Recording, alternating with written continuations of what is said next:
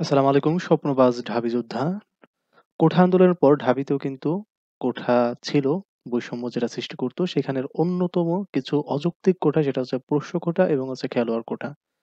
তো এই পোষ্য কোঠা এবং খেলোয়াড় কোঠা বাতিলের শুনানি হবে আগামী ৬ই মার্চ। তো দেখা যাক এই সম্পর্কে ডেইলি ক্যাম্পাসের কাছে আমাদের একটা বিজ্ঞপ্তি এসেছে। সেই বিজ্ঞপ্তিতে কি বলা হইছে? তো ঢাকা বিশ্ববিদ্যালয় ভর্তিতে পোষ্য ও খেলোয়াড় কোঠা বাতিলের রুলের শুনানির জন্য আগামী ৬ মাস নির্ধারণ করা হয়েছে। তার মানে আগামী ৬ মার্চ এটা বাতিল হবে কি না হবে এটা ঘোষণা করা হবে।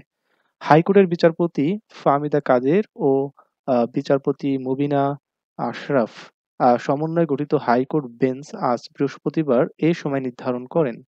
বিষয়টি নিশ্চিত করেছেন রিটকারীদের আইনজীবী ব্যারিস্টার মোহাম্মদ সোলাইমান তুষার। ওকে।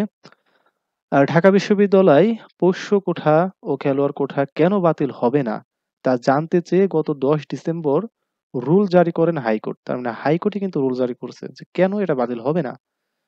রিটেন বিবাদীদের ২ সপ্তাহের মধ্যে এই রুলসের জবাব দিতে হবে। রিটে ঢাকা বিশ্ববিদ্যালয় উপাচার্য, উপ-উপাচার্য, উপ-উপাচার্য শিক্ষা ও রেজিস্ট্রারের বিবাদী করা হয়েছে। আচ্ছা, ঠিক আছে।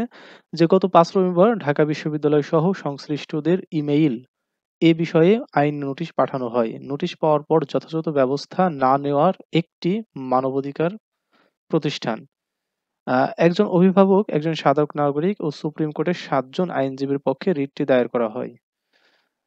রিটকারী হলেন মানবাধিকার প্রতিষ্ঠান ল অ্যান্ড ফাউন্ডেশন ট্রাস্ট, একজন ছাত্রের অভিভাবক মোহাম্মদ হোসেন আলী, ব্যবসায়ী মাহফুজুল ইসলাম, সুপ্রিম কোর্টের আইনজীবী ব্যারিস্টার মোহাম্মদ সুলাইমান তুষার। ওকে।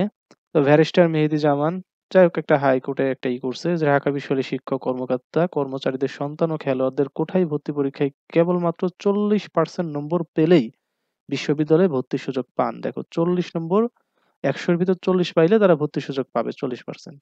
এটা কিন্তু অযৌক্তিক ছিল, তাই না? সো পোষ্য কোঠা বৈষম্যমূলক হওয়ার ইতিমধ্যে রাজশাহী বিশ্ববিদ্যালয়, জাহাঙ্গীরনগর বিশ্ববিদ্যালয় সহ অন্যান্য বিশ্ববিদ্যালয়ে পোষ্য কোঠা বাতিল করা হয়েছে। পোষ্য কোঠা বলতে ওই যে দেখা যায় না, টিচার, অর্থাৎ ওই প্রতিষ্ঠানে যদি তার কোনো বাবা, তার কোনো ভাই বা এরকম করে কিছু চাকরি করে তাহলে সেটাকে পোষ্য কোঠা বলে বা সেই কোঠার আন্ডারে তোমার চান্সটা পায়। আচ্ছা, নোটিশে গত ৫ দিনের মধ্যে মুক্তিযোদ্ধা, শহীদ মুক্তিযোদ্ধা ও বীরাঙ্গনা সন্তানদের জন্য ৫%, অর্থাৎ মুক্তিযোদ্ধার সন্তানরা এই মুহূর্তে কেউ ভর্তি পরীক্ষা দেবে এমন কেউ নাই। সো মুক্তিযোদ্ধাদের 0% ধরে নিতে পারো। কারণ এই ১৯৭১ সালে মুক্তিযোদ্ধা হইছে। তখন যে মুক্তিযোদ্ধা ছিল তার মানে তার সন্তানরা অলরেডি ৩০ বছর ৩৫ বছর পার করে ফেলছে।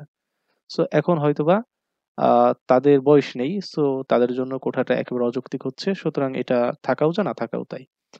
তারপর থেকে ক্ষুদ্র নৃগোষ্ঠী ১%, হ্যাঁ? এটা এদের দরকার। যারা ক্ষুদ্র নৃগোষ্ঠী আছে, যারা ওকে। এরপর শারীরিক প্রতিবন্ধীদের জন্য ১%। ওকে। এরপরে কি নোটিশে বলা হয়েছিল, ঢাকা বিশ্ববিদ্যালয় বাঙালি জাতির আশা আকাঙ্ক্ষার প্রতীক।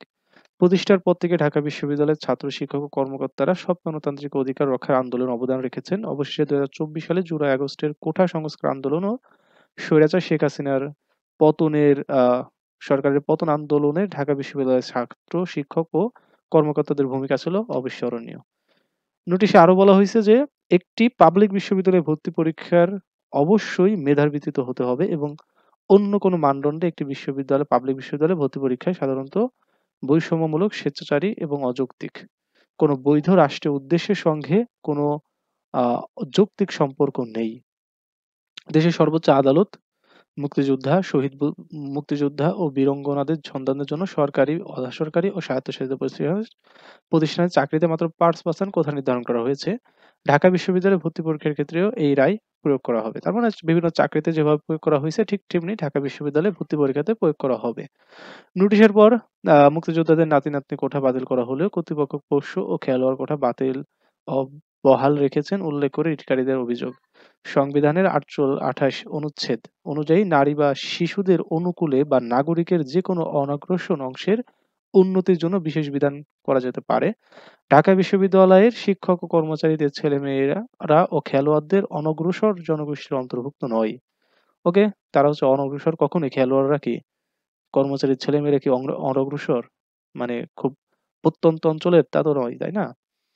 তাই ঢাকা বিশ্ববিদ্যালয়ের শিক্ষক, কর্মকর্তা, কর্মচারীদের ছেলে-মেয়েদের জন্য ভর্তি প্রক্রিয়ার ওয়ার্ল্ড বা পোষ্য কোটা সংরক্ষণ করা বৈষম্যমূলক, স্বেচ্ছাচারী, অযৌক্তিক, যার সঙ্গে কোনো যুক্তির সম্পর্ক নেই। হ্যাঁ, এটা আরো আগে বাতিল করা উচিত ছিল। যাক করে দিয়েছে।